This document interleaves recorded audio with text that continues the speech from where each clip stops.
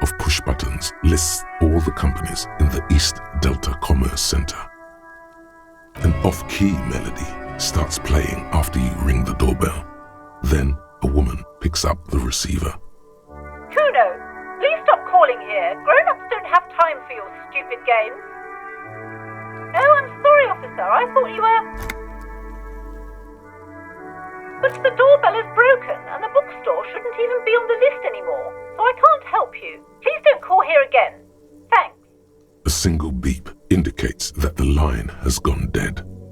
You hear the same waiting room music, but you hear the same waiting room music, but no one picks up. You ring the doorbell, but no one answers. Just seeing the words Andro Orlando gets your hackles up. Its very existence is a threat to your masculinity, to say nothing of your hair.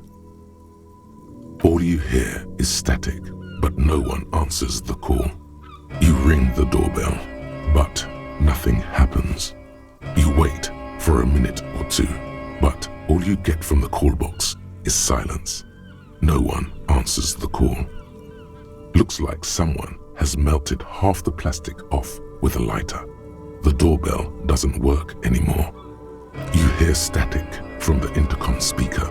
It sounds as if someone has picked up the receiver but isn't saying anything. Yes, hello. This is Tricentennial Electric.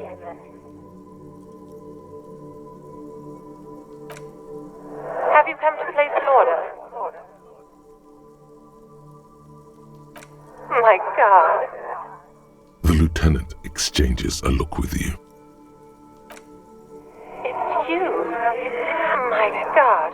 I didn't think I would hear your voice here. It's a woman, and she knows you. Your heart beats faster. No, something's wrong here. Are you sure she's talking to you? Michelle, just please.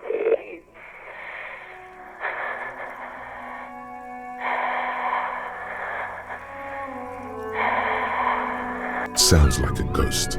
Wind blows through your clothes and you feel detached from your surroundings. Inside the building, a cold memory hangs. Why did you even call? I don't understand. You've been gone for months.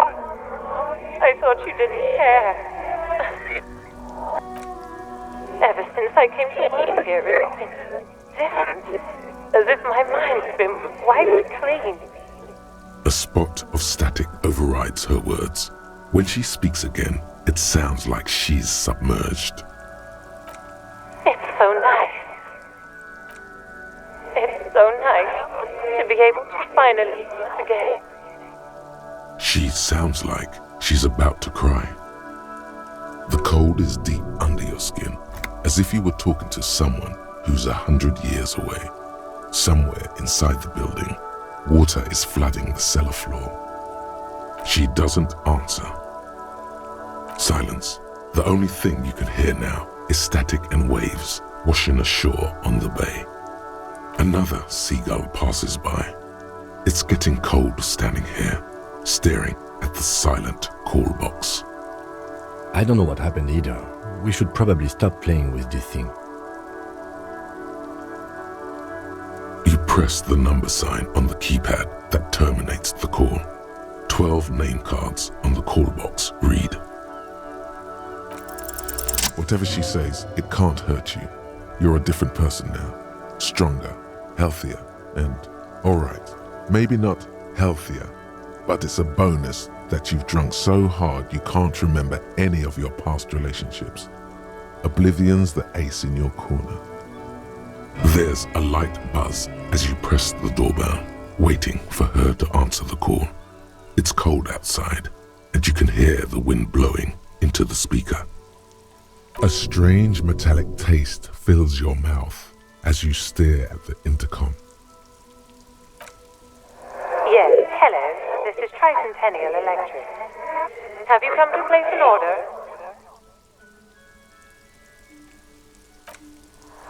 My God. Here come the bad vibes again. Relax. Distance yourself from it. It's you. My God. I didn't think I would hear your voice again. Wait, is she...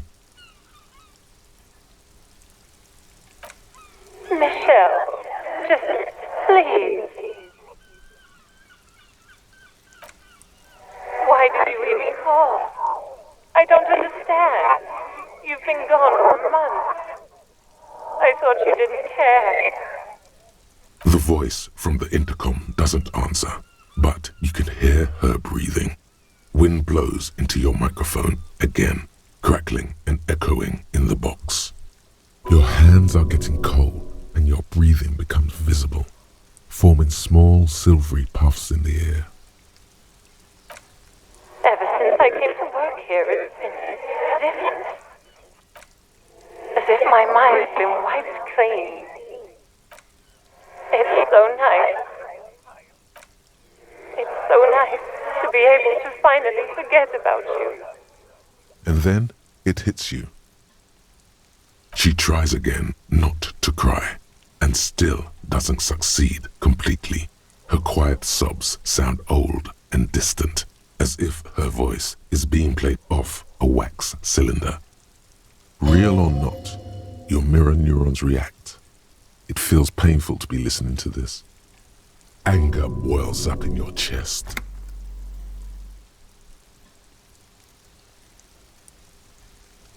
Her sound melts into the static from a long-distance phone call. From time to time, you can hear people talking in the distance, but can't make out any words. This is where you hung up the call the last time, but the recording is still going. The phone rings in the office with an old-fashioned chime, and someone walks by in a pair of heels. The static is like a warm blanket wrapped around the sounds. No one replies, but the static grows stronger like rainfall. Then a female voice speaks out, completely different from the one before.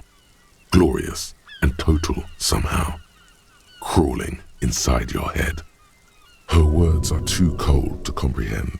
She smells of sodium lights and rain streaks on car windows. Eyes like pilot lights watch your shape in dark hallways, guttering. So, it was a recording trapped in the circuitry from some ancient tenant. This sometimes happens. Shall we conclude here? We have other mysteries to solve. I don't have time to explain it to you right now, maybe sometime later. Don't take this the wrong way, but during our short stint working together, something weird is almost always happening to you. Silence. No one's home at Fortress Accident.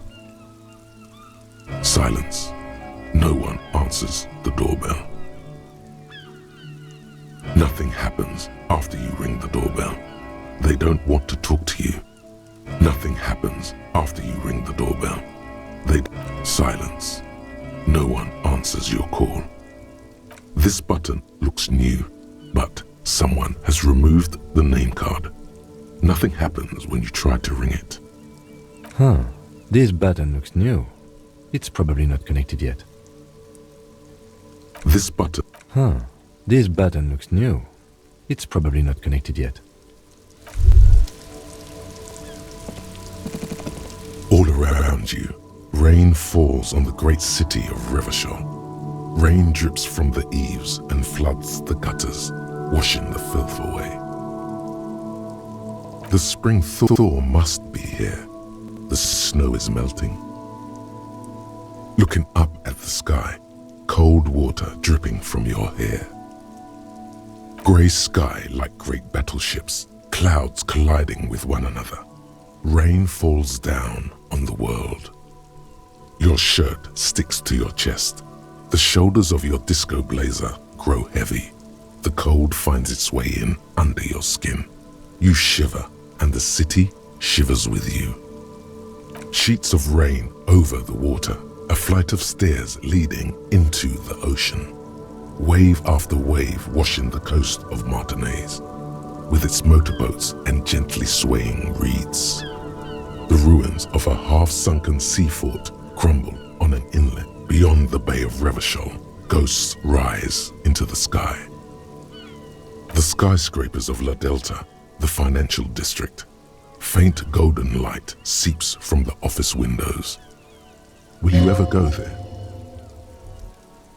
No, you are just one of the hundreds of thousands who watch them rise across the bay from Martinaise every day. The sky. Will you ever go there? Your hair sticks to your forehead, cold and wet. Urban coastline, rain dripping off Eternite-covered roofs, cinder blocks left over from half-finished construction, a defunct research and development building, once seized by revolutionaries. An old wooden church stands on stilts above the water. Coal City, end of all lines. Your hair is an oily mess flecked with ash from neighboring coal plants. Smokestacks rise somewhere in the distance. The great gates of the industrial harbor are locked. A chill runs down your back. You shudder like an animal trying to shake water from its hide. Behind the gates, heaps of supply crates, red and blue metal shipping containers, slick with rain. The Greater Revachol Industrial Harbor is an artificial mountain range. Immense wealth resides within, and immeasurable poverty in its shadow.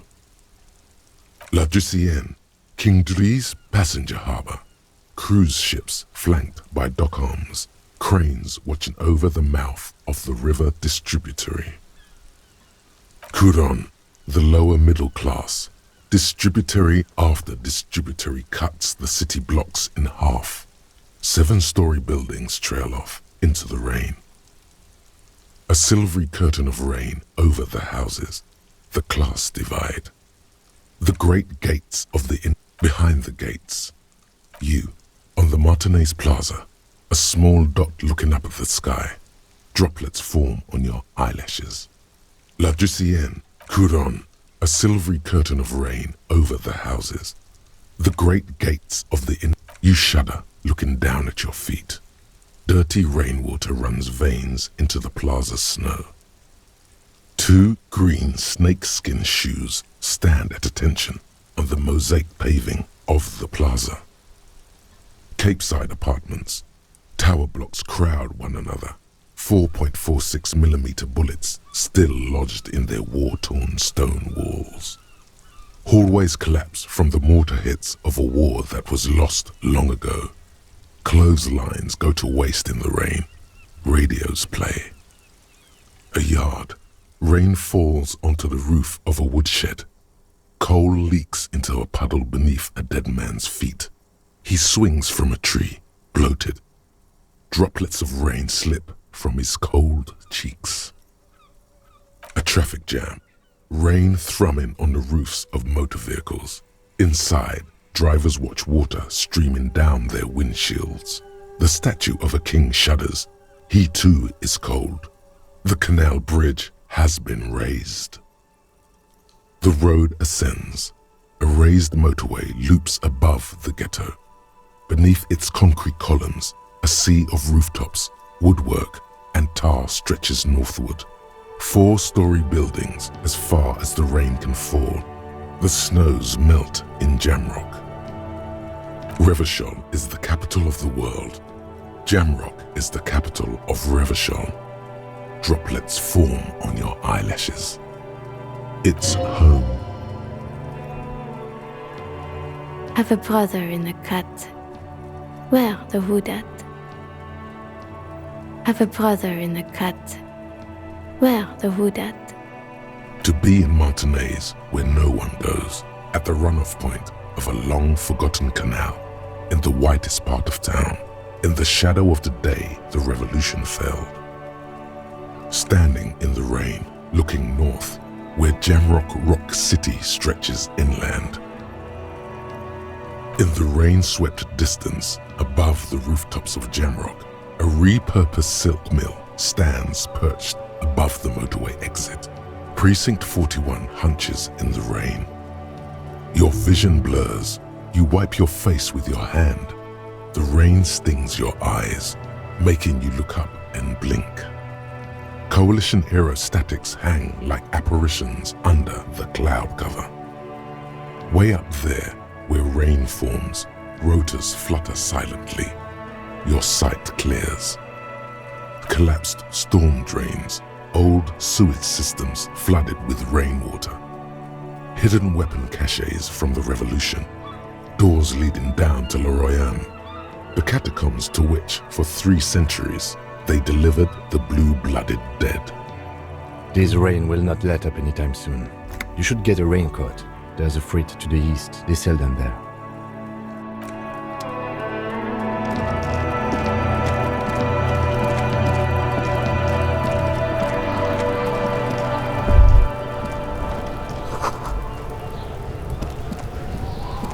Kuno's got this! Oh yeah! Nappa Gumpy, Kuno! Right in the dick, Kuno! Get him right in the dick! It's love it in the dick. The boy is sweating profusely. His eyes are like 2 black holes and his jaw is twitching as if trying to break free from the empire of his body. The kid is obviously high. Fuck that, Kuno! Yeah! Right in the mouthhole! They pay you no heed or pretend not to notice you. Shits himself. The rake, Kuno! You should throw the rake at him, Kuno! The fuck? Does Kuno know what a rake is? Kuno's not a gardener. We shouldn't do anything. I don't tempt such forces. Just take it easy. We shouldn't do anything.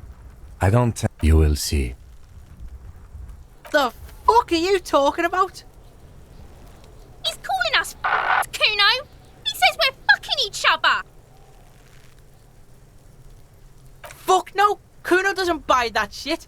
Fucking entrapment shit. We shouldn't do it. You will see. Alright, entertain the Kuno. Show me what you got. What you got there? What you got, huh? Show me what you got. Shitload pig. What's your question? Don't tell the pig shit, Kuno! Pig's choking! He's totally choking! If I were to want to waste my time, which I do not, I would ask them who he is, how he got there, and the usual. You have no idea what the usual is. Just ask whatever comes to mind. Kuno's fuck imp. Kuno uses the fuck imp for target practice. End of conversation. Very strong. You should be this stoic.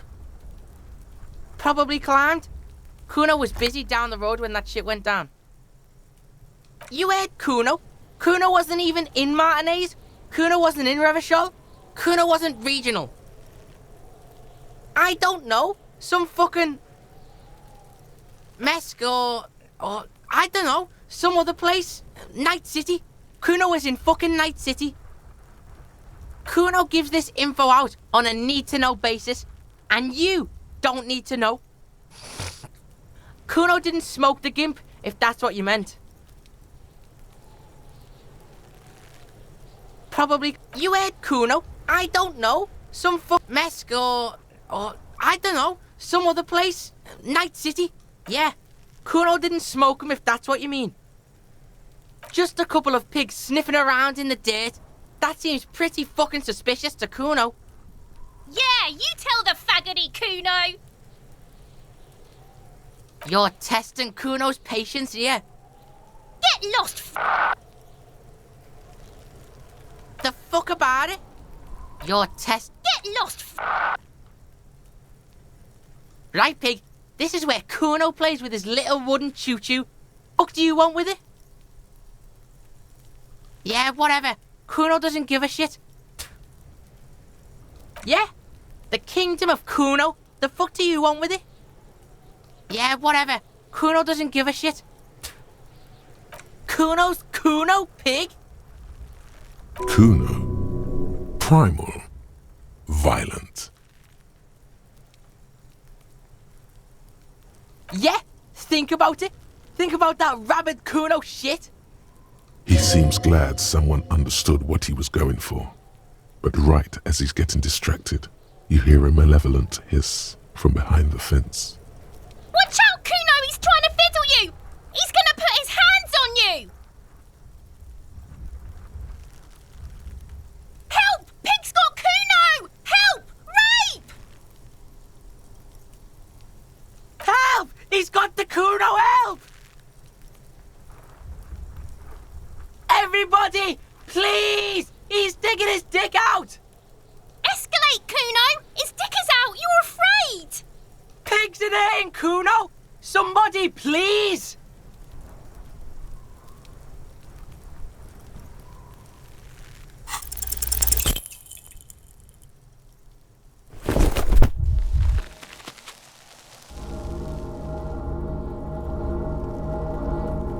You didn't shut him down. Your fat fist didn't meet its target. Instead, it pulled you down with it. You feel something in your chest, an unnatural pressure. It's spreading to your left arm, your jaw. Very, very bad. This is the end. Bad. There's no shame in surrendering now. We all do. It gets so dark. You don't even see her face, like you always thought you would. You only see pain and fear. Cop suffers final heart attack. A detective lieutenant of the RCM passed away yesterday. His death, though abrupt, did not come as a surprise to those who knew him. He was the heaviest drinker I'd ever met. Captain Ptolemy Price, the deceased superior officer, commented, "That ain't easy on the ticker." He loved his liquor, sure, said Detective Chester McLean, friend and colleague. But I think before he ever had a heart attack, his heart was broken. According to an official statement given by the RCM, the officer was on the brink of solving a murder case.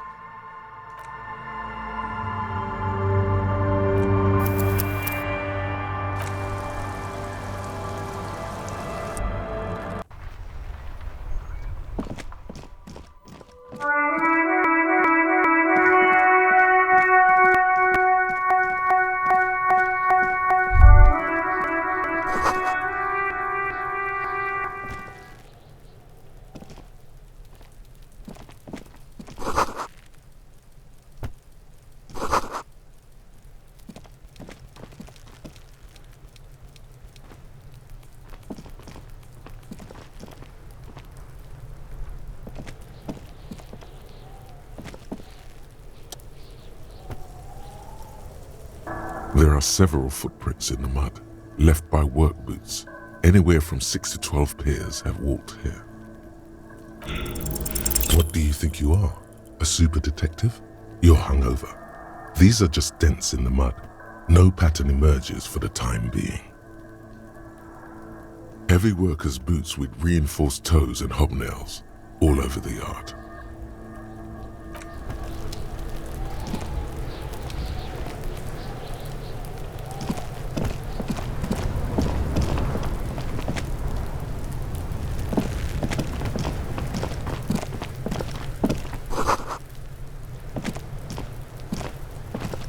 This trash container is locked. The sliding lid has a padlock that says,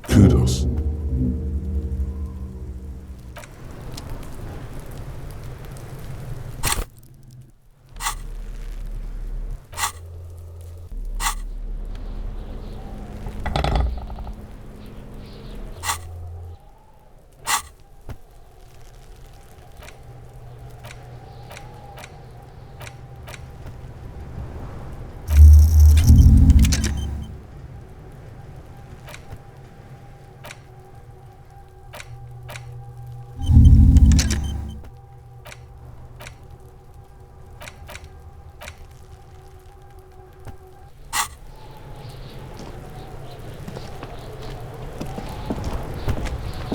Kuno, the pig's getting pretty close to me. Come to snuff my shit out, I think. Looks like it's time for me to go, Kuno. Pig's come to take me in. She means it. The fear is real. I'm going away for a long, long time, Kuno. Going away for life. What's going on there? Fuck are you trying to pull, pig? What's this kid shit? Fucking mind games. I'd rather die than squeal. Get the fuck out of her face. You got done. Talk to me.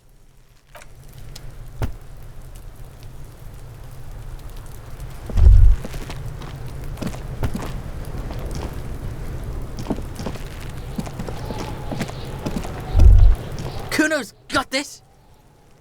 Oh yeah, nappa gumpy, Kuno. Can't talk, pig. Shit's coming up strong. Throw. Shit coming up strong. That sounds good. Joyous. You should hang out with this kid and see what that juicy shit is all about. I mean drugs. The kid's on drugs. Yeah, Kuno, ride the lightning, Kuno. Kuno's riding at sea. The rake, Kuno. You should throw the rake at him, Kuno. The fuck does Kuno know what a rake is? Kuno's not a gardener. Alright, entertain the Kuno. Show me what you got. Kuno's Kuno? Kuno. Primal. Violent.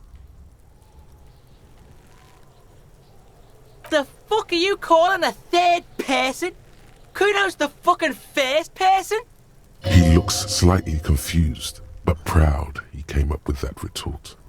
But right as he's getting distracted, you hear a malevolent... Watch out, Kuno, he's trying to fit help. Help! He's got the Kuno, help! Help! He's... Escalate, Kuno. His dick is... Pigs in here, Kuno! Somebody, please!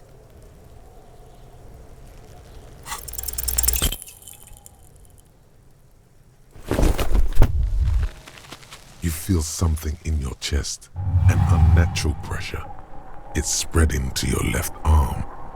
No, it's many all you cops suffered.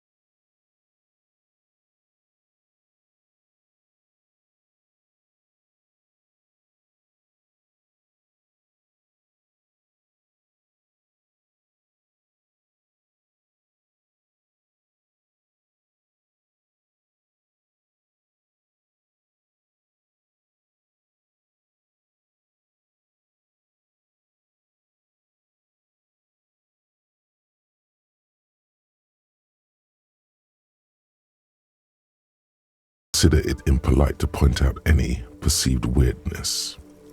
Board games are like little games on a table, made to pass the time. There are several different ones, but sailors here mostly buy cards. My pleasure. Anything else you'd like to know? Okay, sir. I'll try to answer any questions you have. I hope they're about books. My name is Annette, sir. My mum, her name is Plaisance. She owns the store. She's inside minding the register or organising the stock. Feel free to step in and browse our wares. I'm signalling that the store is open, otherwise people might not know. they'd miss out on the crime, romance, and biographies of famous people. A sudden gush of wind turns the pages of the books on the counters. She covers her face, smiling, but she's cold. Kind of you to offer, sir. What could you do to help her anyway? Oh no, sir. I'm happy to help Mum by luring in customers. Besides, I have some hot juice in my vacuum bottle to keep warm. My name is Annette, sir. Feel free to step in and browse our wares. My name is Annette, sir. Feel free to step in. I'm signalling that the store is open. A sudden gush of wind turns the pages of the books on the counters. She covers her face, smiling. Thank you, sir. I'm happy to help Mum out with the store. I do my studies at home at the moment. I have to help Mum keep this place running. Mum says it's necessary to do both because it builds character. Mum says a proper worker is dutiful. That's how you get ahead in life. You succeed. Mum says it's peachy. She was a little afraid at first. There's talk about this house being cursed. Behind her, the window has been boarded up. You sense the boards creaking, twisting for a second, and some kind of doubt in her tense shoulders. Cursed in the way that makes them say that no business has ever really thrived here, sir. That they all go... Exactly, but we've been doing fine so far. They shouldn't be, but they seem real. Anyhow, they say that these grounds are doomed for businesses. Of course, sir. I do my studies at home at the moment. I have to help Mum keep this place running. Mum says it's Behind her, the window has been cursed in the way that makes them say that exactly, but we've been doing fine so far. We can go into the bookstore and ask about the case, but I don't see much more to look into him. Yes, please do look at our wares inside. The postcards and board games you asked about are also there, sir. Nothing really, sir. Mum doesn't allow me to sneak around in the back rooms or the cellar. I don't really know what's there. It does not manifest itself in any way. It does not exist.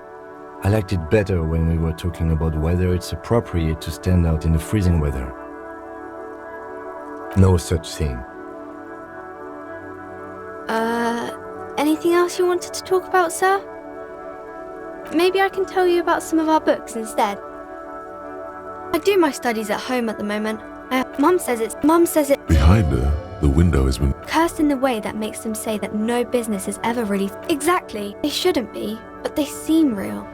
Anyhow, they say that these grounds are... Of course, sir. I do my studies at home at the moment. Mum says it. Behind her, the window has been cursed in the way that makes them say that no business has ever really thrived here, sir. That they all go... I wouldn't really say it like that, but I guess so. We can go into the bookstore and ask about the case. Yes, please do look at our wares inside. Maybe I can tell you about... I do my studies at home at the moment. Mum says it's... Behind her, cursed in the way that makes them say that no business is... Well, they run out of money and have to stop doing business. We can go... Yes, please do look at our wares. Maybe I can tell you... I do my studies at home at the moment. Mum says it's necessary to do both because it builds character. Mum says... Behind her, the window has been boarded up. I do my studies at home at the moment. I have to... School? Well, mine is a big yellow building on Boogie Street, and the people there run it. They say it's a charity. The gale wind blows in from the coast, a wind of needles. It wraps itself around a building of brick and mortar. Somewhere, a clamour rings through the honeycomb of classrooms. Remorse, the parquet of assembly halls, the rows of stall bars are growing cold. The corridors stand empty. A girl's voice somehow finds its way through this strange feeling. You haven't heard a word of what she's been saying these past few moments. You only hear... Mum says it's necessary to do both because it builds character. Mum says a proper worker is dutiful. Mum says it's... Behind her, the... Crime fiction is about murders or burglaries or things like that. and the work of a policeman or a private detective who's trying to solve a crime and catch the criminals.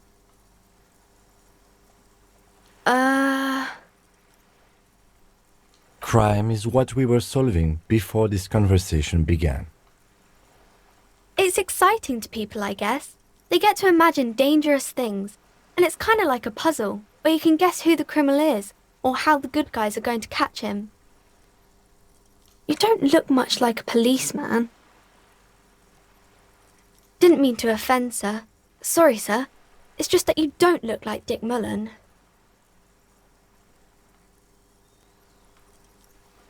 What's that mean? And everything's better now, sir? Why is that?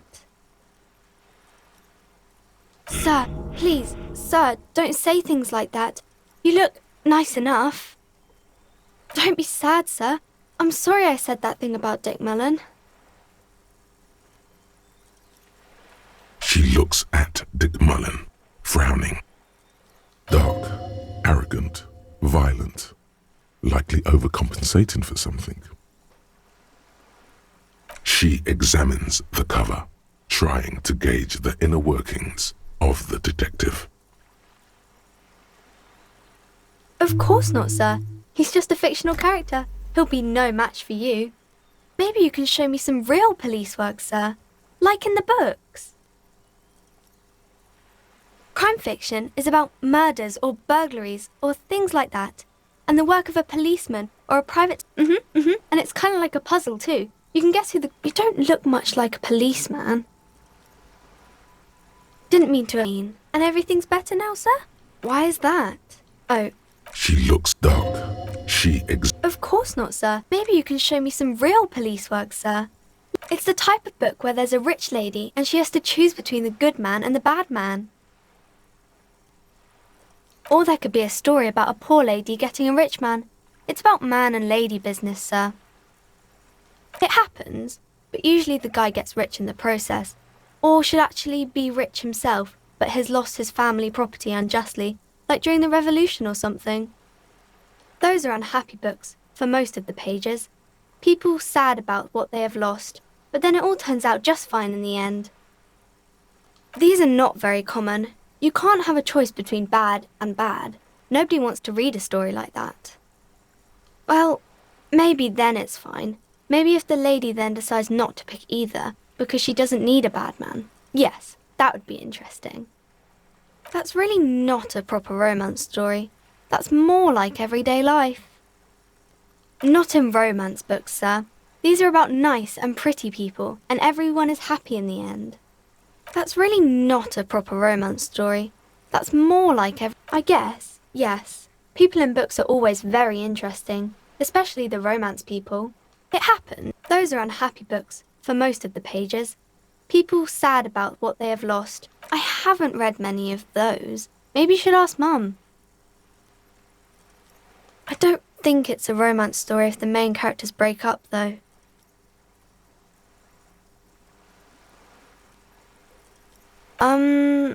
No, I don't know. You can take this. Blossom like a pain flower.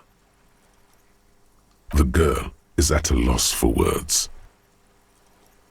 She shifts and sways on her feet, looking confused and uncomfortable. Stop. There's no need for this. It's in your power to change the subject. I'm sorry, sir. I don't know how to help you. Sir, sorry, sir. I'm still little. I can't... It's time to leave it be. You're about to make a child cry. Are you proud of yourself? This is your tiny chance for redemption. Apologize. Yes, sir. It's the type... Or there could be a story about a poor lady. Maybe some about other books. It's the type... Or there could be a story about a poor lady. I haven't read many of... I'm sure she can...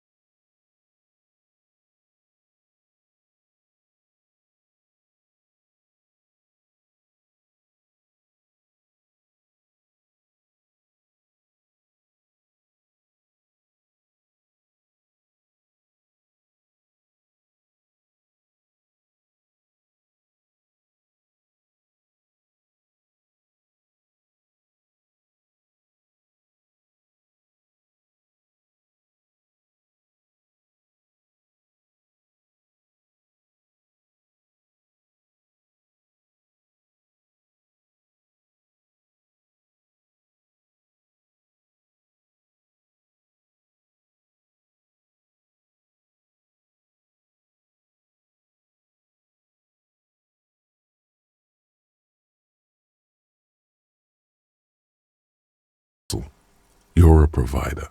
It's tough out there, but you keep it real and provide. Oh yeah, like a horse, a workhorse, for hard work. Look at yourself. You're a human pedometer. You must have walked 200,000 steps down cracked asphalt, mosaic, sand, and linoleum after you re-emerged. That is the sign of a hustler who never gives up. The world is harsh and people are evil. You didn't make it that way, and you won't let it break you. You ride. A little. You make money.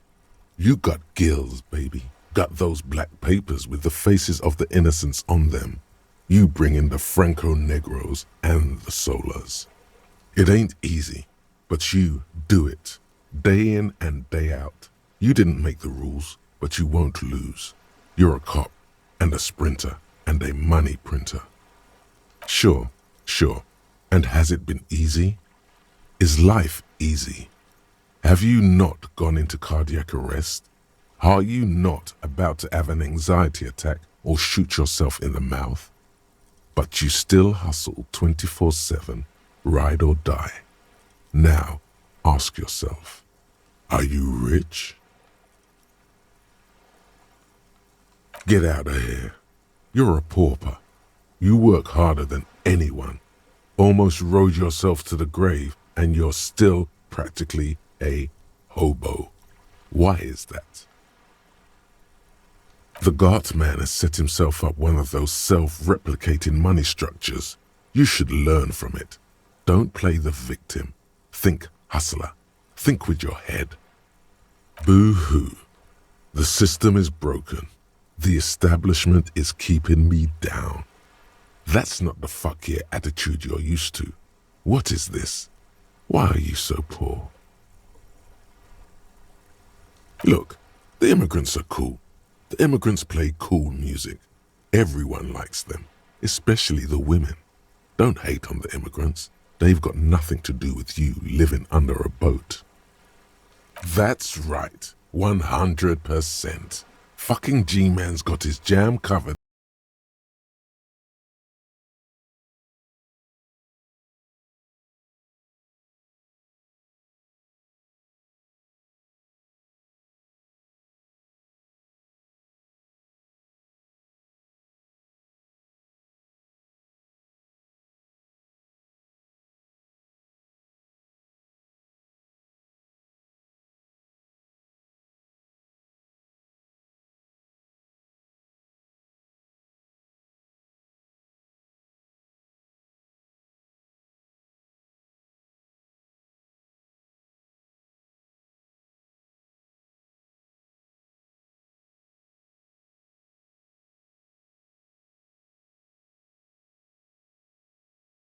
Real. Keep it street. Keep foaming at the mouth furiously on the tax issue.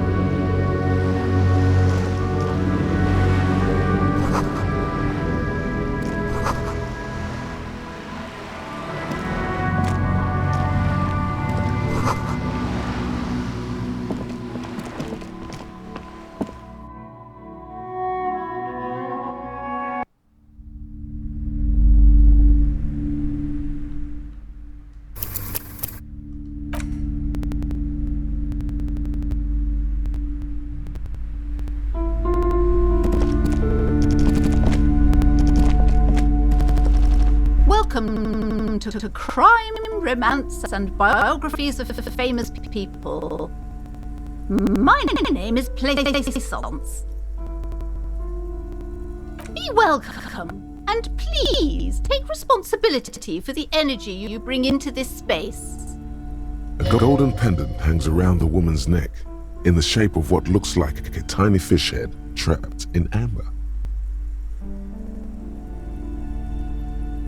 Sir, don't be ridiculous. I certainly will not give you money. I would be doing you a grave psychic disfavour. One has to earn one's success, even if one is a police officer. Handouts are nothing but manipulation. All they do is make you dependent. What is this insolence? She misunderstood. Now, hey there. Sounds like someone isn't taking responsibility for the energy they bring into this space. Tribute? Power? These are not the traditions we're used to in this part of the world. Sir, one has to earn one's success, even if one is a police officer. Handouts are nothing but manipulation. All they do is make you dependent. Now, hey there. Sounds like someone isn't taking responsibility for the fighting enemy. My philosophy is everyone just getting along.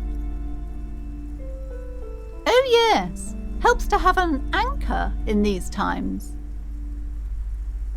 Sir, one has to earn one's success, even if one is a police officer. Exactly. In this kind of business relationship, I could come and critique your work any time. I could demand things from you, limiting your creative freedom. We wouldn't want that. Sir, one has to earn one's success, even if one is a... Oh my, of course. What a man. She's energetically impressed with you and your values. This is sincere. She's the kind of person who believes in telling a man that he's quite the man, while he's being very manly. I am the proudest owner of our little shop of culture. She has fine-tuned her voice to find the most welcoming approach for attracting new customers. It doesn't work. Then why are you talking to me? Everything is on the shelves to browse. Don't you feel compelled to buy anything? See those shelves there? Go, be drawn. Everything is on the shelves. Take a look yourself. The shelves compel you, don't they? She smiles and nods, seemingly relieved. Cursed? Who said that? Annette? I will have a word with her. This place is not cursed. It has a robustly magnetic energy. Good for commercial activity. My business is thriving, sir. Doesn't feel like it's thriving. Feels ghostly. Annette, yes, my daughter. I hope she wasn't slacking off again with her nose in science fiction. Tell me, was she at her post doing her job like a proper girl? Wonderful! Did you talk to her? Great! On a scale of 1 to 10, how compelled were you to buy books after talking with her? Her opinion of her daughter depends on how well she lured you into the store. My precious, her dedication brings joy to my heart. If you have children, I hope they turn out as great as my Annette. Mind your own business, sir. In our society, people don't get to tell each other how to raise their children. It's none of your or anyone's business. You must be kidding. There's nothing like that happening. Good, sir. What does a young child do with money anyway? No, I save it for her as a fund. She's securing her financial future out there. Slap the cuffs on her. Oh, of course, officer. Good work. Are we done with the jokes now? Yes, we've had quite enough fun here. Right. You must be good, sir. Slap the cuffs on her. Indeed. Yes, we've had quite enough fun here. Right. Mind your own business, sir. In our society, mind your own business. The woman before you scans the store. Her shoulders. Oh, yes. How's my precious doing? She's a good girl. The woman before you scans the store. Hey. Psst. Psst. Hey, you. Yes, you. Word on the street is you're ready to start building communism again. Yes, you're ready to start building communism again. You've built it before. They've built it before. Hasn't really worked out yet. But neither has love. Should we just stop building love too? So, what about all that communism you've promised to build?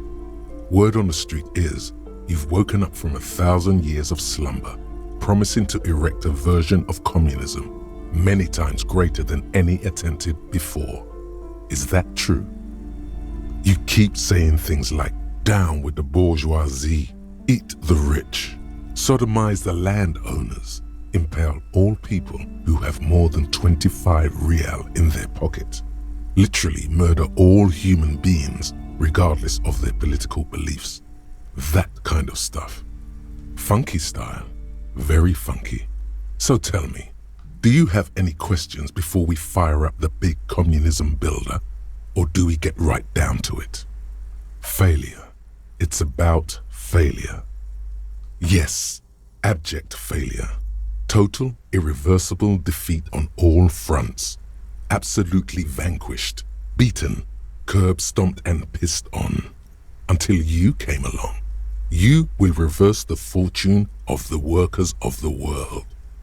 You alone, against every living thing, against every human alive.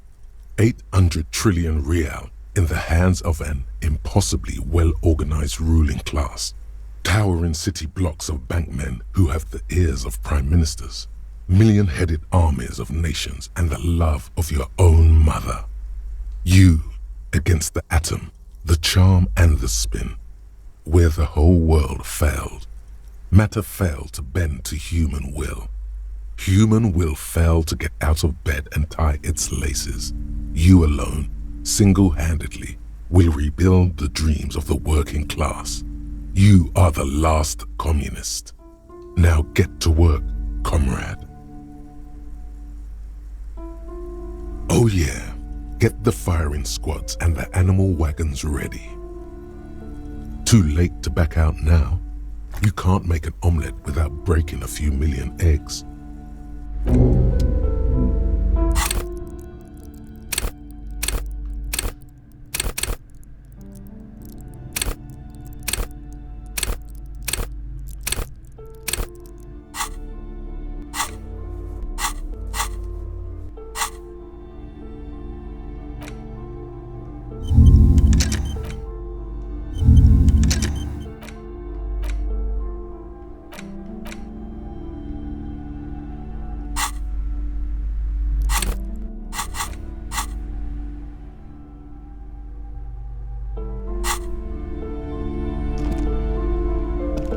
Hello again, esteemed officer, and welcome to...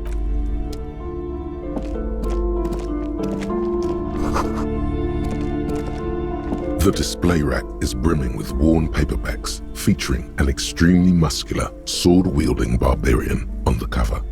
Nearly all the titles contain the word Heimdall somewhere. Oh, Man from Heimdall. A very popular series of adventure novels. They're awfully immoral and violent books. Blood and violence, scantily clad women, epic narratives, all those mystical things he encounters. They're bound to grab those with little imagination and nothing to do. What does it matter? They're all the same. However, the customer is always right, they say. If you're a novice of the series, I'd recommend Heimdallaman, the Man from Heimdall. It's supposed to be a good introduction to the series.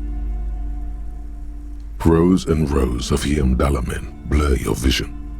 You make out some titles. Man from Heimdall and the Mammoth Riders. Man from Heimdall, Return to Heimdall.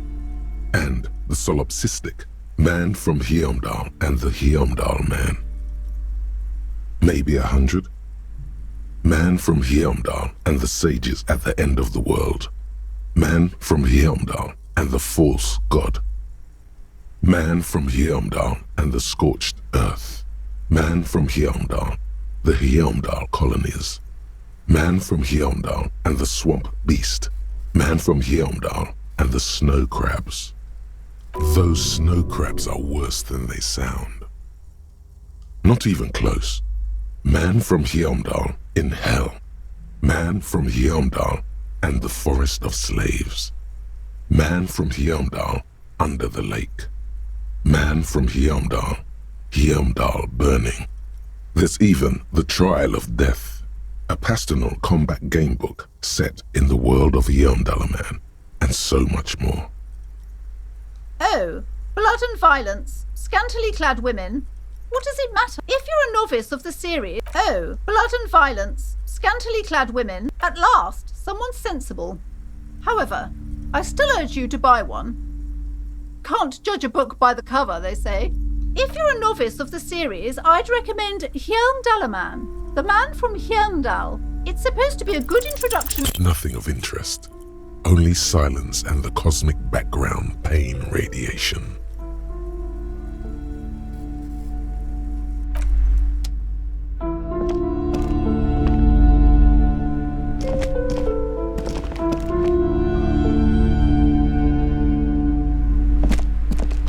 A small mountain of colorful board game boxes. There are numerous types of games for all ages. A lot of shelf space seems to be taken up by Wirral-related merchandise. Wonderful board games, sir. The Viticulturist is a classic for sure, or perhaps you'd like Archipelagos of Insulinda, a very educational game for those interested in geography. Braubritter is a fun game of economic competition, but can get quite intense after a while. We have games for the whole family. You can play with your children. Who are you going to play board games with? Do you have friends or family?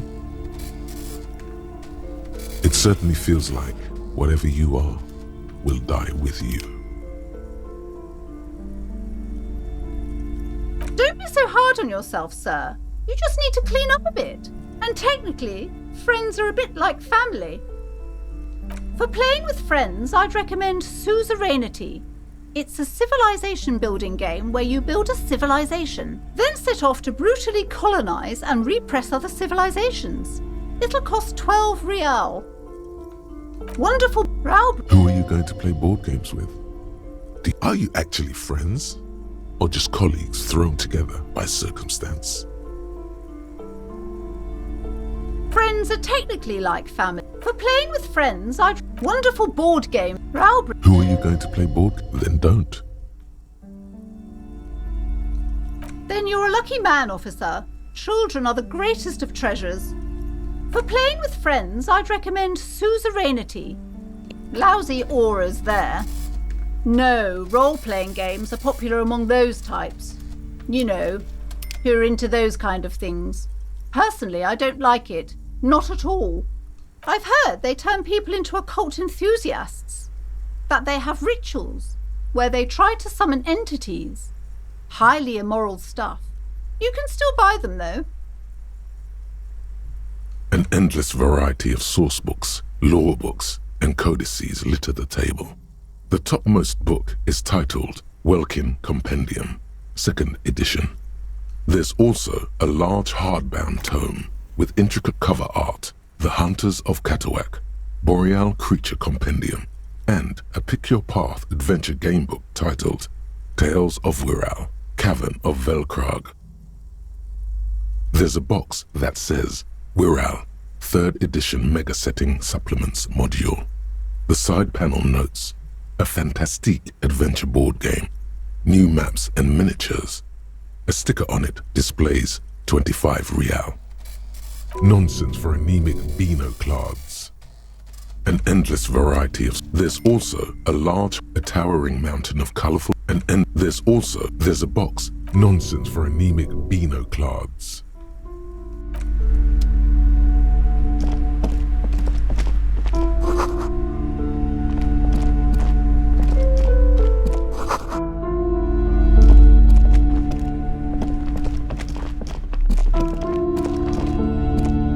You see a set of tattered curtains blocking the way to another room. A strange cage-like trinket dangles from the curtains. Excuse me, officer. The back room is strictly for employees only. Nothing. Now please go back to browsing the books? Don't you feel compelled to look at the books? The books are all you care about. Oddly enough, the more she tries to draw you away from the curtains, the more alluring they become.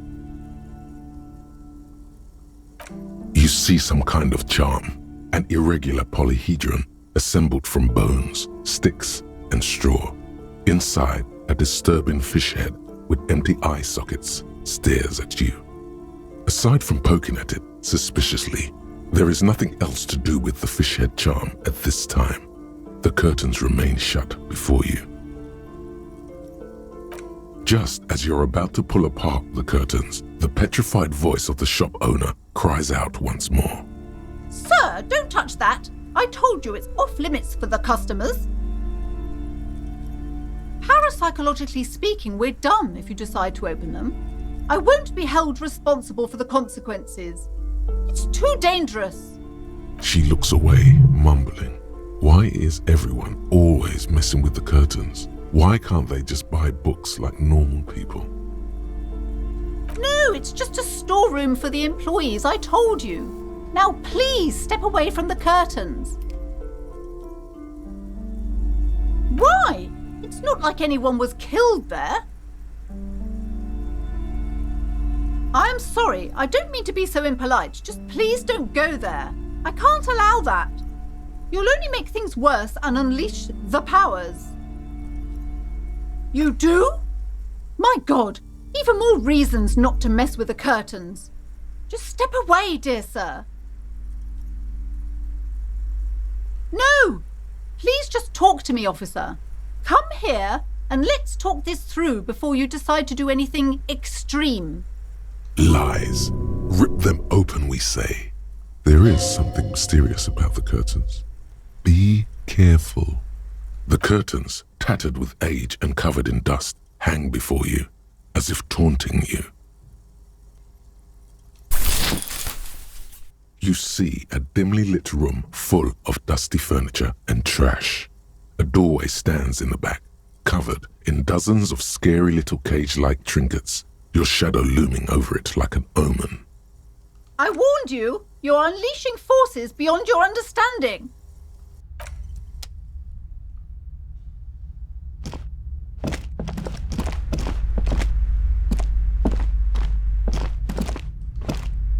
These shelves are overburdened with books from the same series. You see the name Dick Mullen over and over. Oh, crime, robberies, murders, even sexual crimes. We're fortunate to have Dick Mullen and his stories to sort all that out. You're a police officer, apparently. You should buy all of these. They really do teach a person how to be a proper detective. Oh, you're a police... Crime fiction is a disgrace.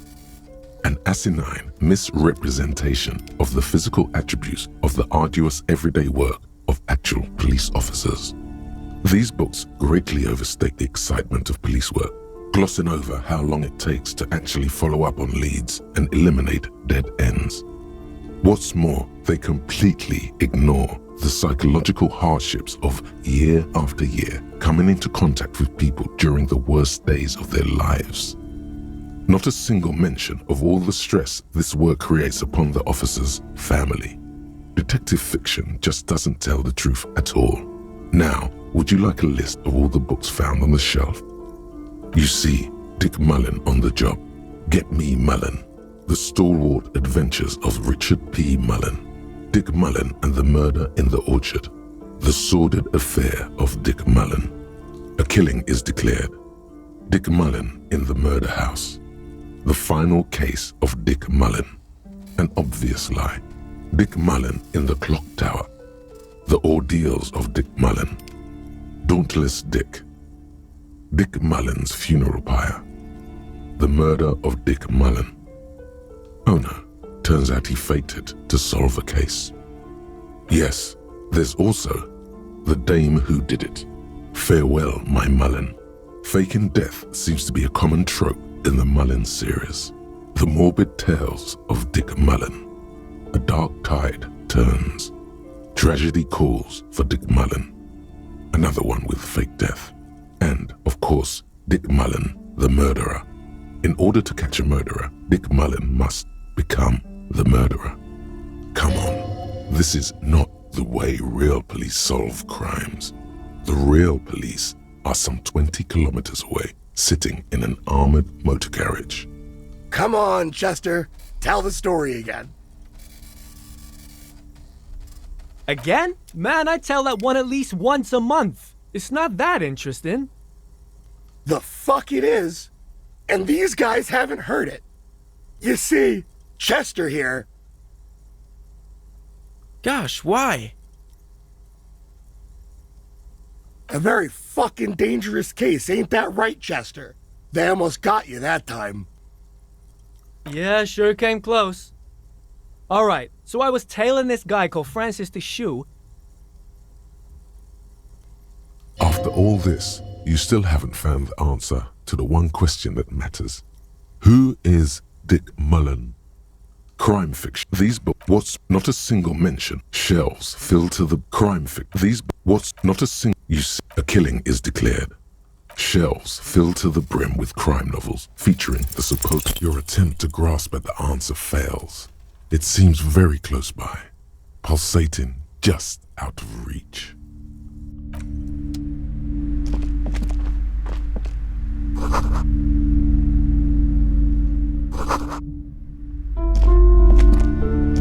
The plaque on the shelf reads, Biographies of Famous People.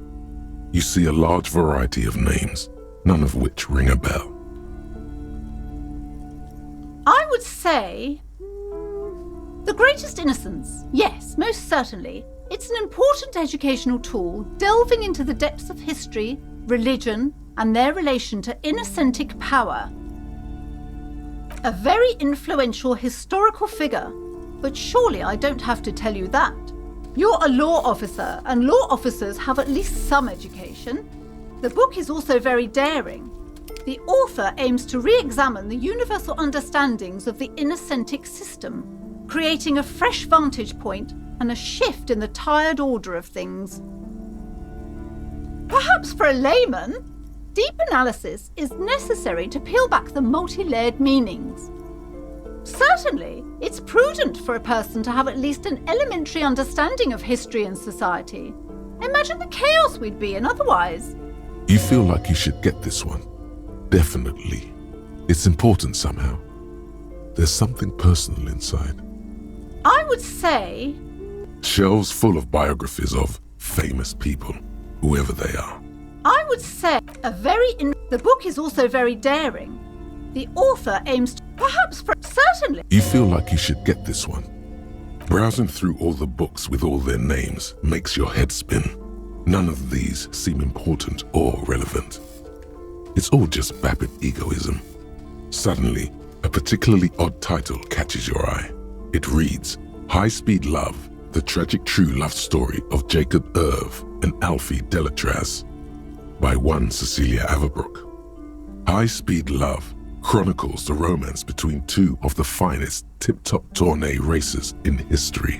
One of them is the madcap driver, Jacob Irv. His blonde mane graces the cover. Next to Irv's life story, you see a slim biography of an Occidental rock star called the Anti-Star. He's famous for shooting morphine into one of his eyeballs and cocaine into the other. Next to that, Revacholian radio personality Guillaume Bevy stands in front of a run-down drug den. He's a permanent fixture on Channel 8, reporting on real-life crime and ruining cops' days. I really must insist you buy one of the books. Reading them is not for free. Do still browse, though, but not too long. She understands she has erred against the customer and immediately corrects course. I'm sorry, I did not mean to rush you. You are browsing. Go ahead. Take your time. Time is commerce. Several maps have been attached to a bulletin board hidden inside the alcove. They're held up by small pins. The board has come loose from one corner. The maps look old and faded. Your eye catches a map of Insulinda, a map of Revachol, and a map of Martinaise. This large map displays archipelagos. You see a constellation of small dots on the light blue emptiness of the Insulindic Ocean. The largest in the northeast is La Caillou. You are here. Another far away in the southwest, Seminese Islands, Ile de Fantôme. Ozon, Laurentide, Fas à la Mer, Archipelagos, North Arcade Islands, all just specks of dust on the vastness of the Insulindic. On the edges of the map, the color fades into a blur of dotted lines, black and white. In the northeast, a dust mite stands on the north coast of Caillou in a bookstore. It's you. Radiating outwards from you, the suzerain Revachol, with a radius of 80 kilometers, still the crown jewel of this Isola would be barely visible.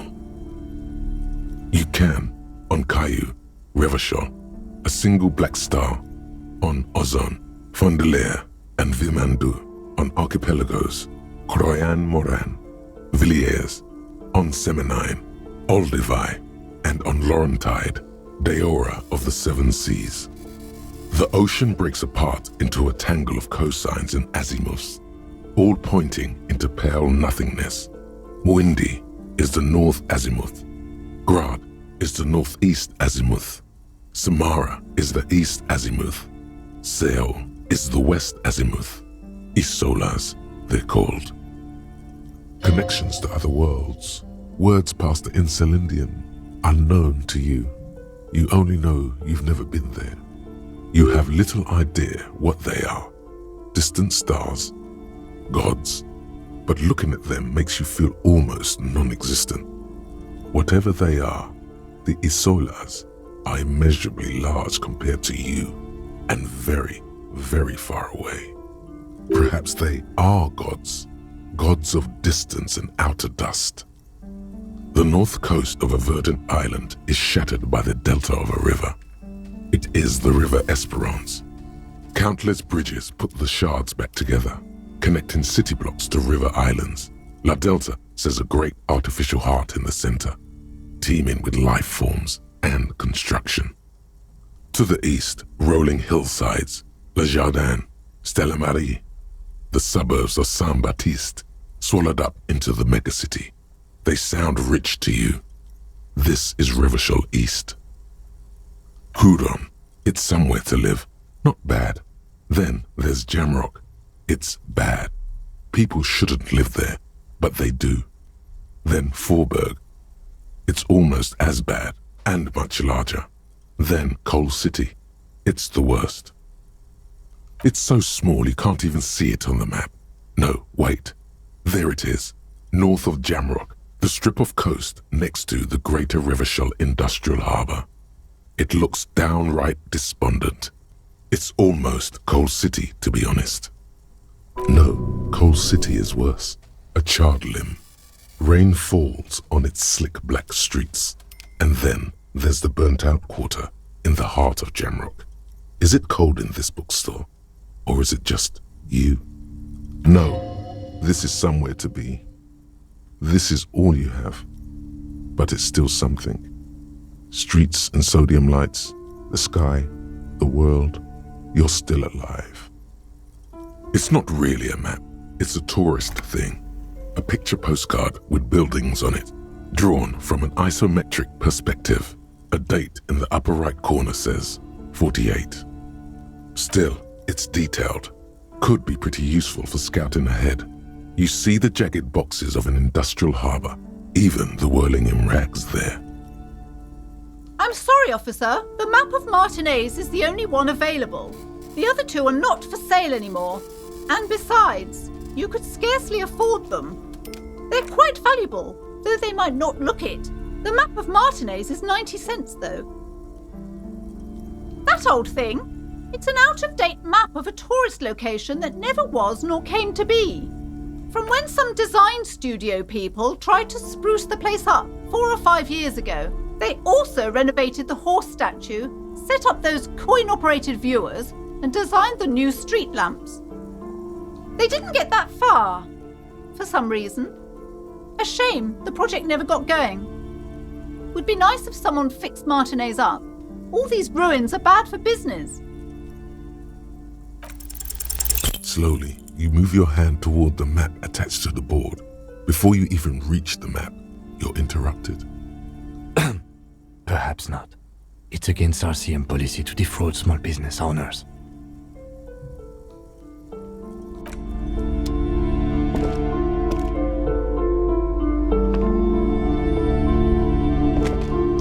This bookstore is not strictly about crime, romance, and biographies of famous people.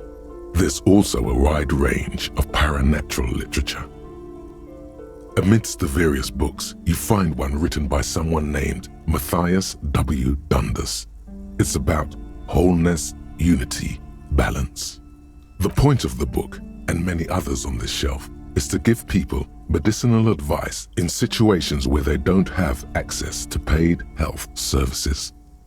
It serves platitudes while also telling everyone that traditional medicine, the kind people don't have access to and which costs more than this book, is garbage and would only give you cancer anyway, without even curing your cold or anything.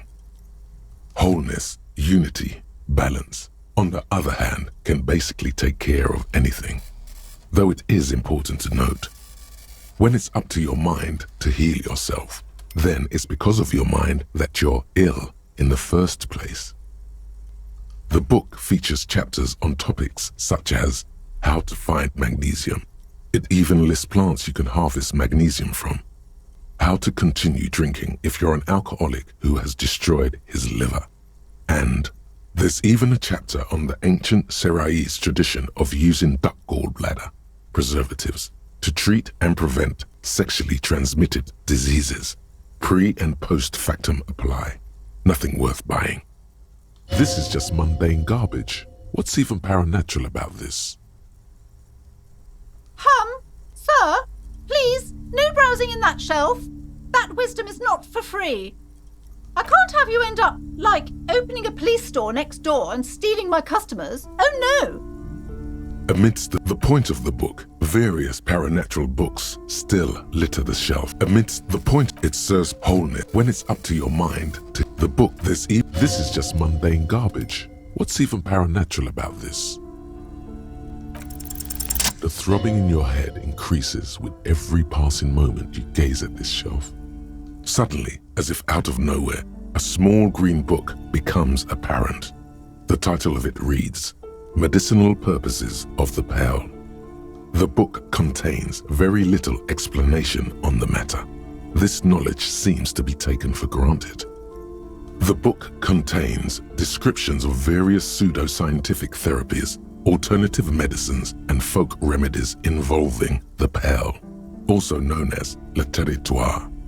For example, it recommends vigorously swatting one's naked body with a venik or hand broom, made from the leafy twigs of a young birch tree from the near pearl. Even better if you can find someone else, preferably a large man dressed in nothing but a towel, to thrash you while you're spread naked and helpless on a cool slab. It is supposedly invigorating and good for the circulation. It also recommends consuming distilled spirits like vodka or whiskey that have been aged in the pearl. Readers are instructed to cover these jars in a shallow hole just inside the pearl and leave them there for 30 to 60 days, depending on the potency desired. Among other benefits, it is alleged to restore a damaged liver to perfect health. For general health and well-being, readers are encouraged to take regular strolls through the pearl, though a sidebar cautions readers to limit each stroll to less than an hour. These strolls promise to cleanse the mind of worries and the body of toxins, especially if the perambulator performs this ritual in the nude. Nudity figures prominently in a number of these prescriptions. This is exactly what you need. I don't know. I don't want to be the party pooper, but this pearl territory sounds sort of dangerous. Maybe you shouldn't walk in it naked. There's an entire section devoted to cures for men who are struggling to perform their marital obligations. Excuse me, sir. I believe you've been perusing that particular volume long enough. If you'd like to continue reading, I must insist you buy it.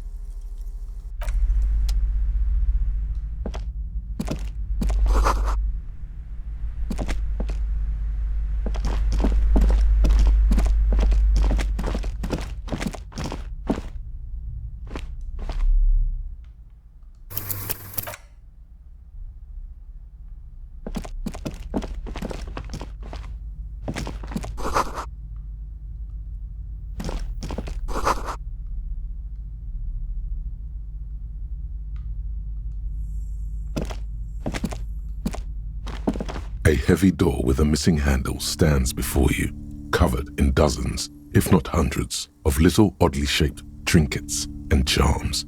It appears to be locked. What if you just break it down? That's right. Take in your surroundings. You need to have a solid ground and a proper posture if you want to succeed. Steady breathing, solid core. You've got this. With one shoulder forward, you're ready to smash into the door like a battering ram.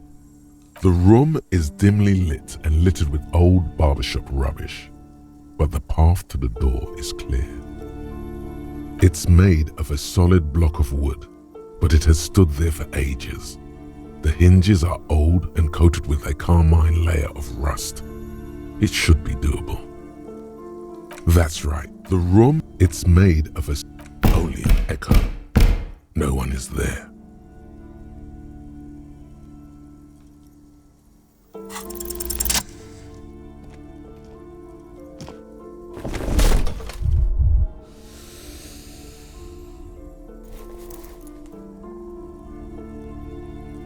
You smash into the wood and see a small crack appear on the door frame. It's going to take one more try to break through to the other side, but you've done it. You're not thinking of trying again, are you?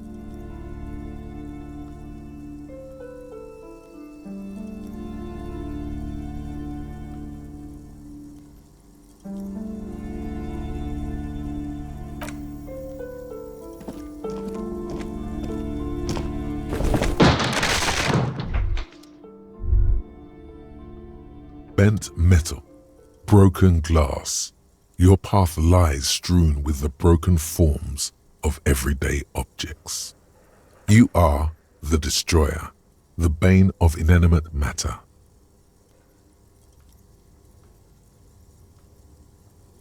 Kudos.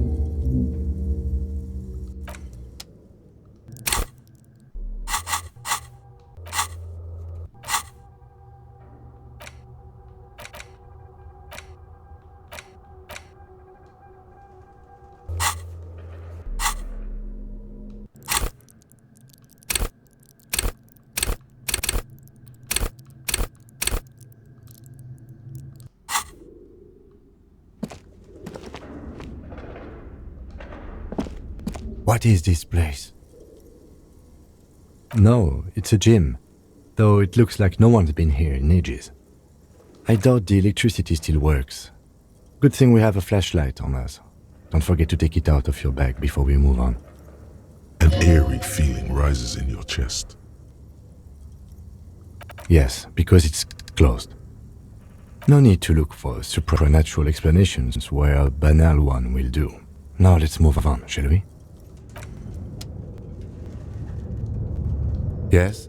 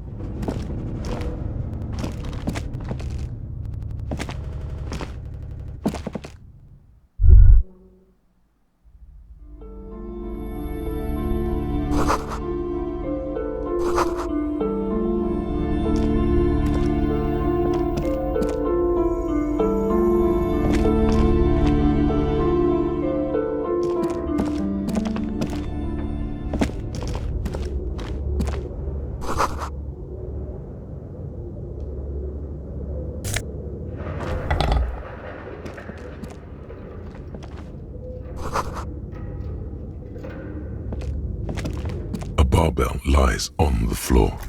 The color has worn off its weight plates. It's 60 kilograms. Your triceps hum at the sight of these weights. Show the world what kind of beast it's dealing with. Lift them. Why does it feel so familiar?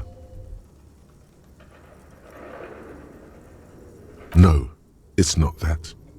It's the stale smell of rubber, the squeaky sound of sneakers, your bruised knee against the mat, and a whistle. Then the feeling is gone.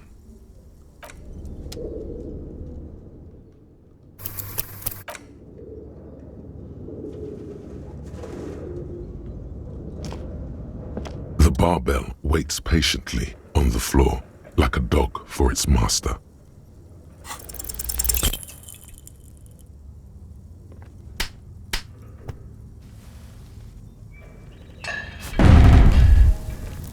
You feel something in your chest, an unnatural pressure, very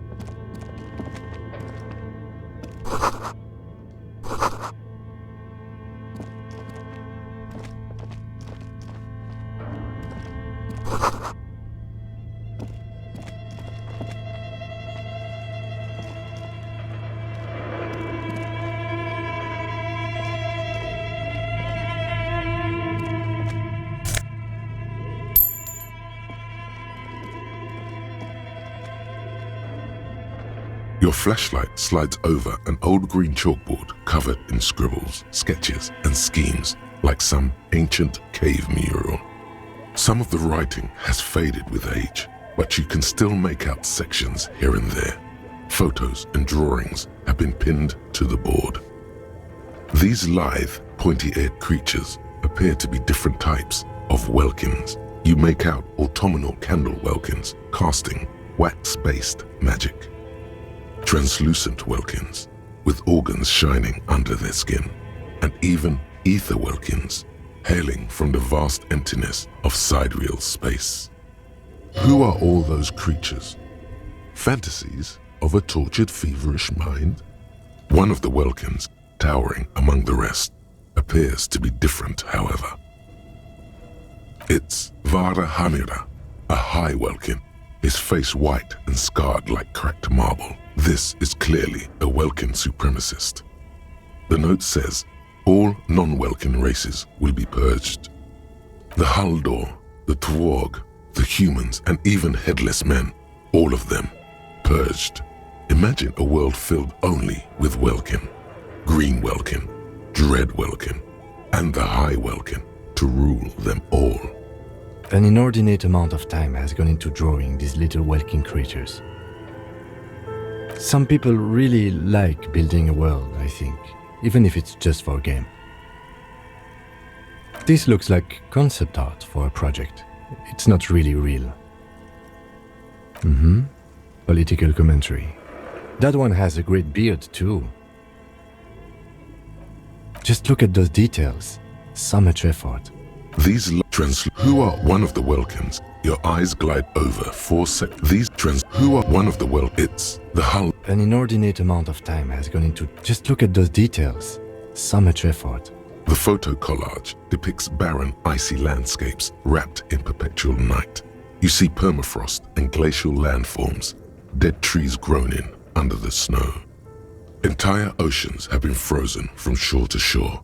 There are pictures of settlements on dried-up riverbeds, abandoned in a storm. Animal corpses in the dark, carcasses and bones. Albeit dark and cold, this vision also feels cozy in its own way, like eggnog or morphine, a much-needed respite from our own world. A pinned postcard reads, "The heat death scenario, a desperate fight for geothermal energy engulfs the world. as Wirral becomes untethered from its sun, drifting through the universe. The entire, albeit a pinned postcard reads, "This is a monthly calendar from the year 50. Cryptic words like sprint, daily minimi, and GPI span the marker-drawn grid, the grand scheme of production and money. As time goes on, the numbers in the boxes grow rarer and rarer. The board becomes an empty snowfield in the final days. Only failure and regret dwell in this region." Looks like they didn't make it. A note in the bottom left corner of the chalkboard says, "See the prod schedule filament for details. This is a monthly." Your eyes glide over this as time. Looks like A note in the bottom left corner of the handwriting is only partly legible, but you can still make out 3 slogans: "Call in, tune out," "Wirral untethered," and "Heat death of the universe." Outside, a cold wind wraps the building in its bosom. Snowflakes in the wind. An old woman passes what the locals call the doomed commercial area. She tries hard not to look at the bookstore windows. It's unwise.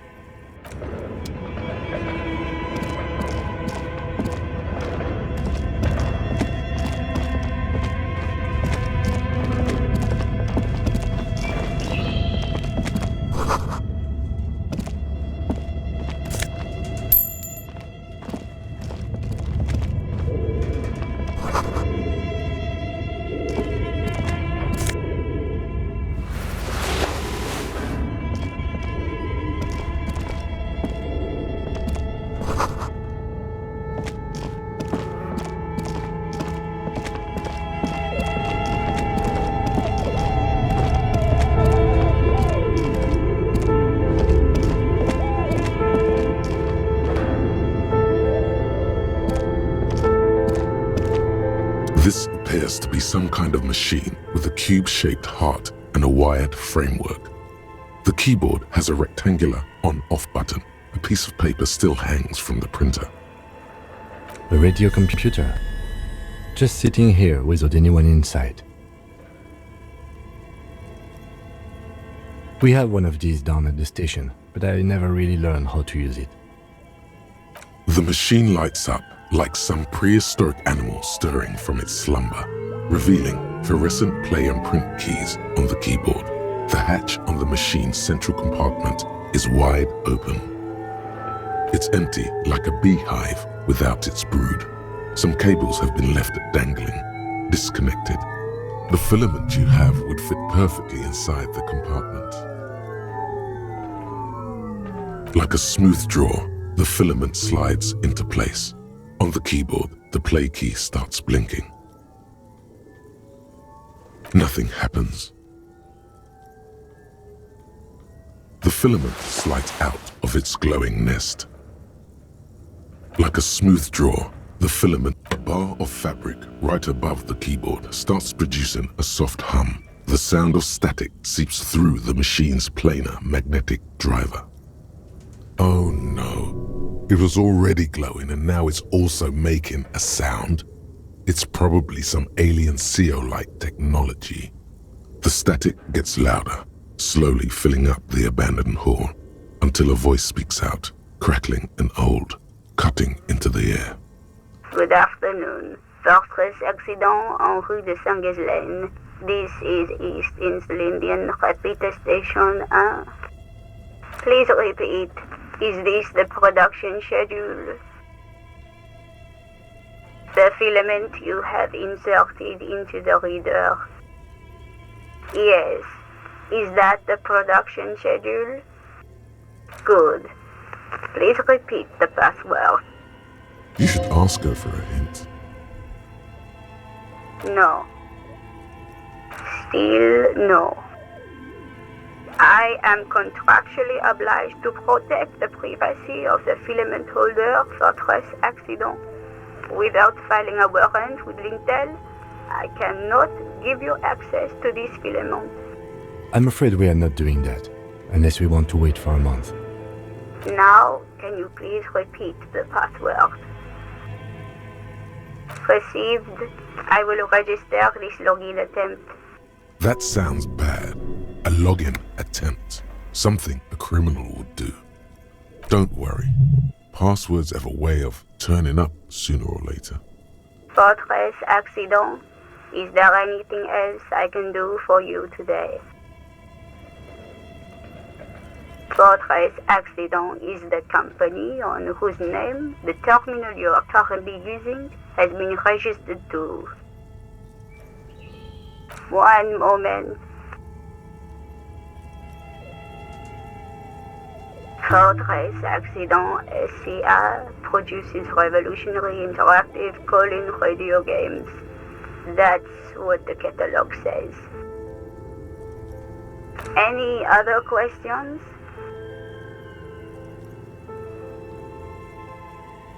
Yes, I am alive.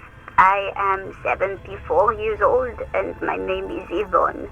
She repeats passwords. Programming people are all paranoid.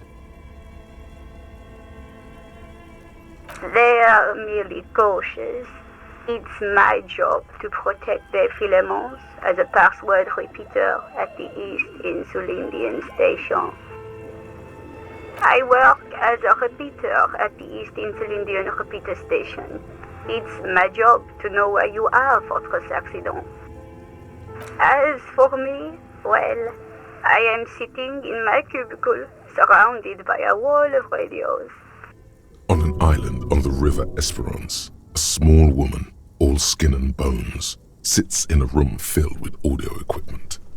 Thousands of tiny lights are reflected back from her prescription lenses, like stars in the dark. Now, please tell me if there's anything else I can do, Fortress Accident. She repeats passwords. I work as... On an island. Now, please tell me if there's anything else good. Please proceed, Fortress Accident.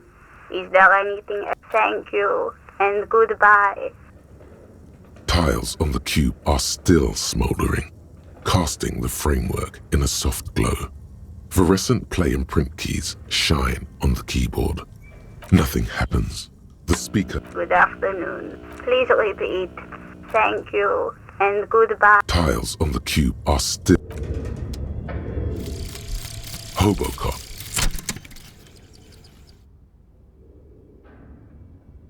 Technically, you wouldn't be a cop anymore, but a hobo. That would mean game over for the cop chapter of your adventures. But who knows where the hobo part takes you?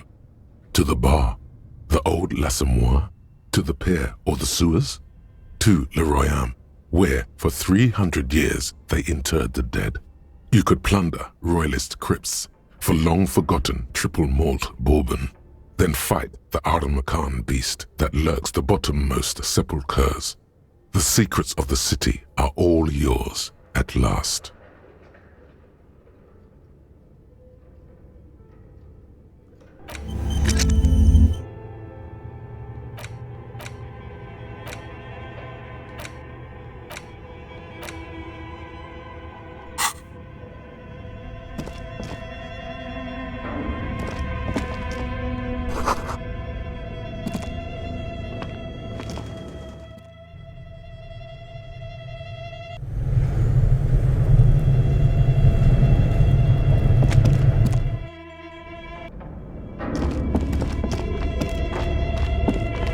This old fireplace is covered in lines drawn in blue and red marker, the mesh spreading over the stone like blood vessels on alabaster skin.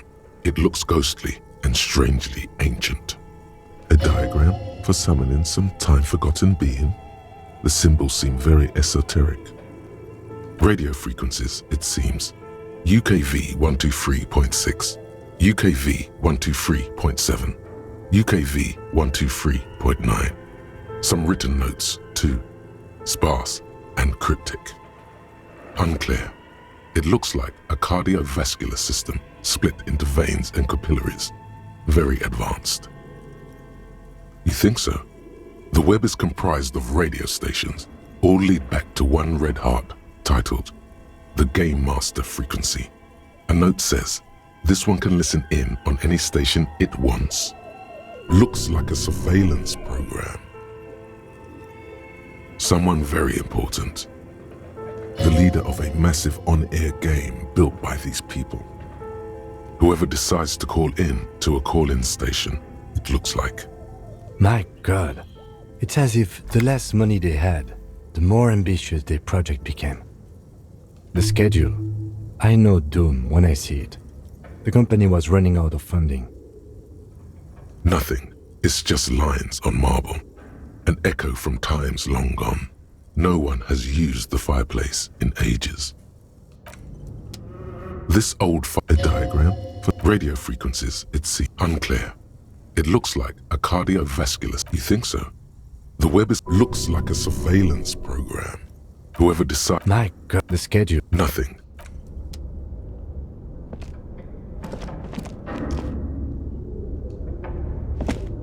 Okay. What do you think is going on with that computer, chalkboard, and fireplace? No, that's not it. I think it looks like one of those popular pen and paper role-playing games, only these people were trying to automate it, make it work on radio computers. Utter madness, he thinks, as a compliment. Through call-in stations, none of the players have to be physically present. Anyone in the world can participate in the game, as long as they have a two-way radio. Then there's the game master frequency that listens in on the smaller call-in stations. I think that was supposed to coordinate the stories, functioning as a master of ceremonies of sorts. His fascination has swept aside other concerns for the moment. He's a little hooked. Not to my knowledge. They make automated games in Graz, Messina, Königstein. You know, places with industry. But I don't think anyone has attempted to create an inter-isolary game before. We just don't have the technology. Indeed, those Welkins are a dead giveaway. Role-playing people love that stuff. The world looks like a modified version of the WeWorld board game, with hit death thrown in. No idea. They stopped filling out the schedule on the chalkboard. Indeed, it's ambitious and untethered from reality, but yes, especially in here. Okay, let's keep moving.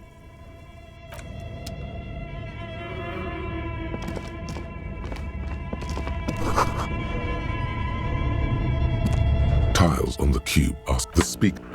Please repeat. Good. Please repeat the password. Fortress accident is thank you. Tiles on the cube are still.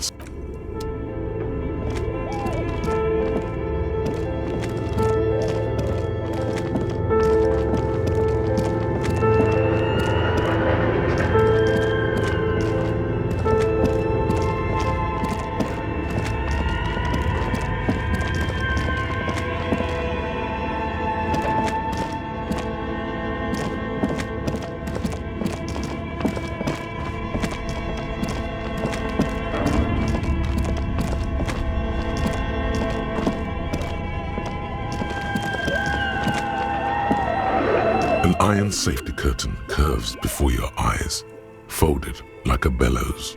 It covers half the room, blocking the way into a colossal industrial chimney. What an odd thing to do. Nothing happens. Still nothing. No one's home. You feel something in your chest, an unnatural pressure. It's spreading to your left arm.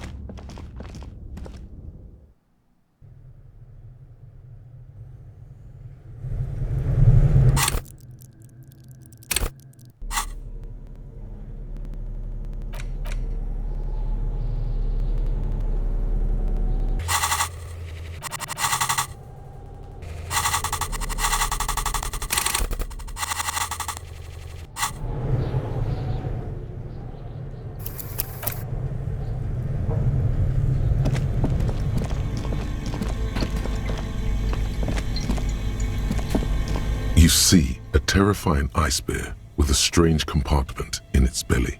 The door is covered in frost and the bear's eyes are glowing red. This ice bear is a hyper-carnivore. Be careful.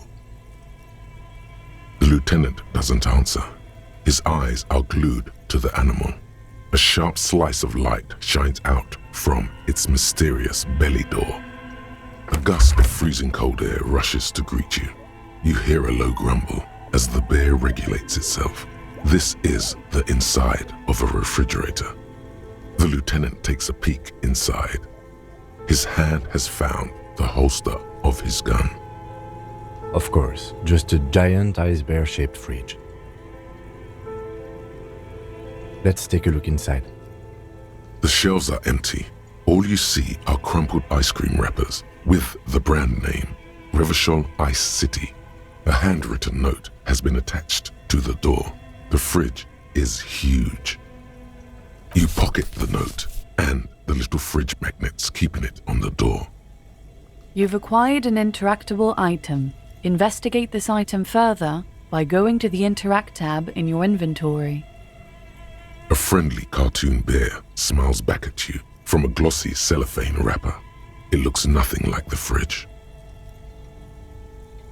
Good question. It looks like an ice cream fridge. I know. What an unfortunate marketing choice.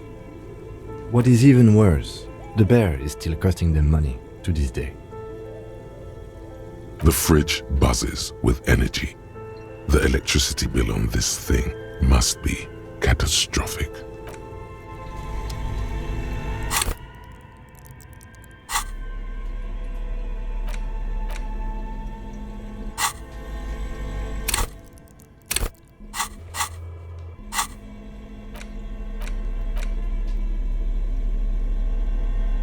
The note is written with a blue pencil on a piece of lined office paper. The kitchen magnets have left spots on its surface. Does it say anything interesting? This is tangential at best, but the lieutenant's detective instinct is still active. Someone has scribbled, S. I can't believe the off-site copy is still here. The illiterate ginger kid keeps stealing stuff from the studio, so I had to hide it somewhere safe. You'll find the filament memory with the off-site copy in the frozen ice cream maker. Please take it home, ASAP. It's important. I'd do it myself if I lived in a civilized place with a freezer. Take care, Sully Soif. Someone who owns a radio computer? My guess is as good as yours, officer. It belongs inside a radio computer, storing its memory. It's like a tape. You listen to disco tapes, right? It's like one of your disco tapes, only for a computer. Some local miscreant, probably. There are tons of them running around in Martinez, ready to stir up trouble. We usually dispatch our junior officers to deal with them. I don't know. I assume it's somewhere close to the ice bear fridge.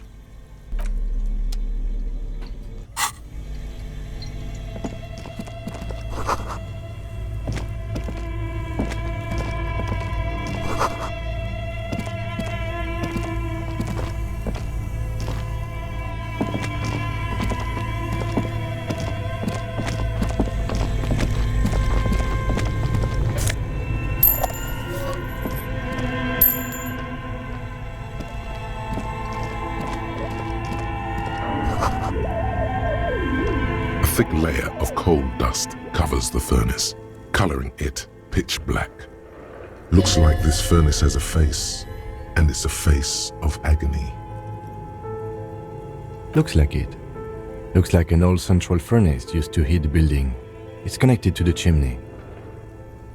No one has used it in ages. No signs of any recent fire. Only dead rats. It's dark and grimy here. In the darkness you can hear chatter. It's coming from above. A voice or several voices talking to each other. Near the smoke chamber, upstairs. What are you doing? Wait, really? Take your head out of the chimney, please. It's not safe. It feels safe to know that the lieutenant's got your back, now and always. It's What are you doing? Wait, really? You should investigate, see if someone's upstairs. It's dark. What are you doing? Wait, really?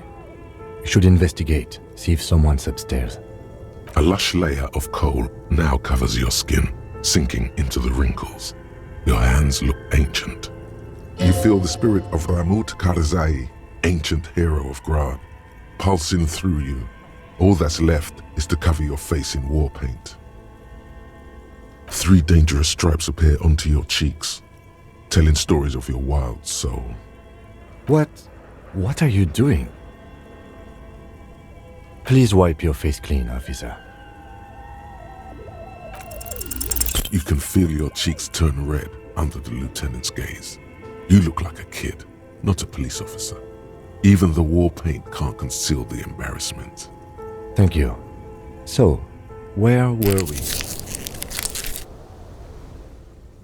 You feel the spirit of Ramut Karzai, ancient hero of... Yes, how grown up. The furnace agrees. The lieutenant, you feel 3 dangerous stripes. What are you doing?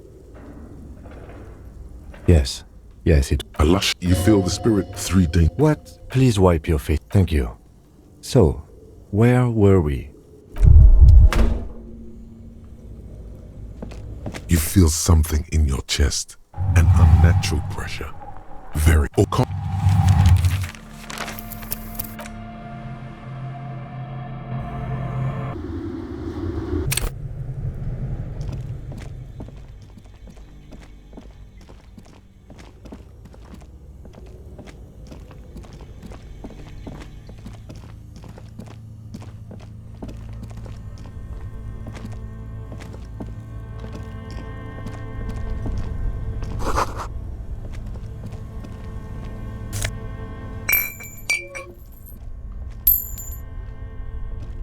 Two cables are plugged into the breaker box. The red one leads off into the darkness, and the black one to the ice cream maker nearby. Rip the red one out. Look how giant and red and inviting it is. Don't rip the red one out. You'll awaken the ghosts. An electric sizzle. The room is slightly quieter now. Something close to you dies with a soft electric purr. Why did you do that?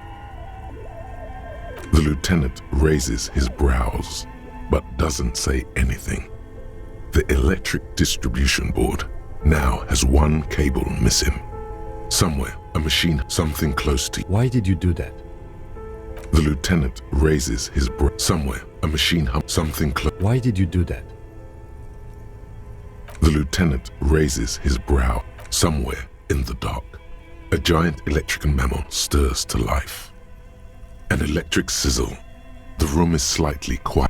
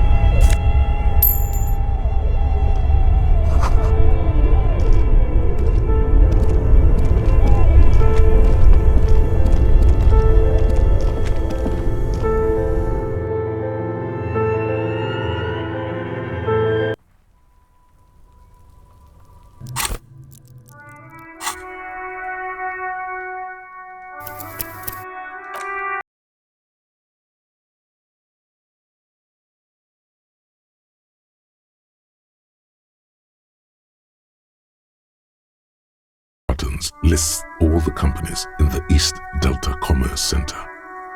Silence. No one's home at Fortress Accident.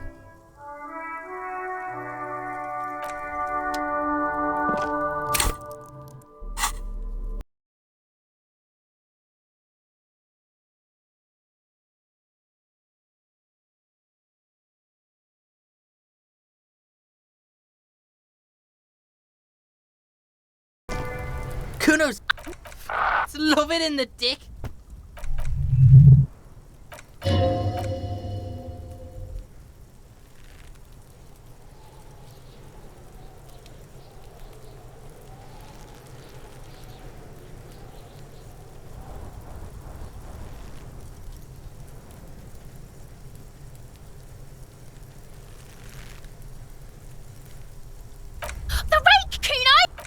The fuck? Does Kuno know what a rake is? Kuno's not a gardener. Or a shitload. Don't tell the pig. Pig's choking. He's so... If I were... You have no idea what the usual is. Just ask whatever comes to mind.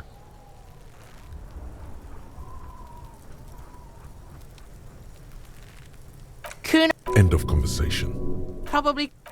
I don't... Mesk or... Kuno's... End of conversation.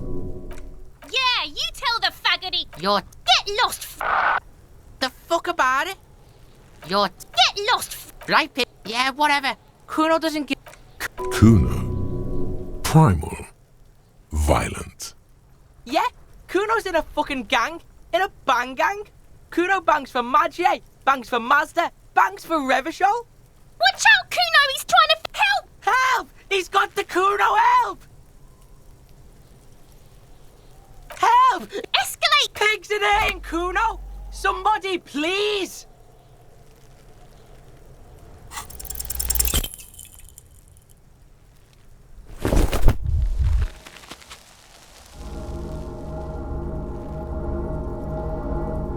You didn't shut him down. Your fat fist didn't meet its target. Instead, it pulled you down with it. Kuno can't believe this shit!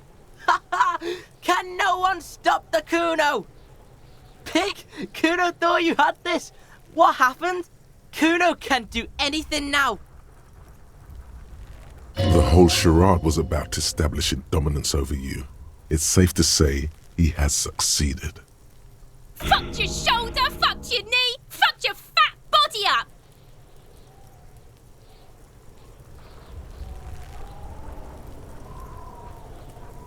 Yeah, you deserve this. Trying to show your dick to Kuno. Kuno was scared? No. The creature behind the fence makes it a point to laugh even harder.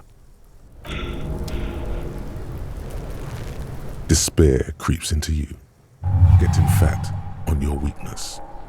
Whatever noble intentions you once had as a police officer, it's eating them all up now.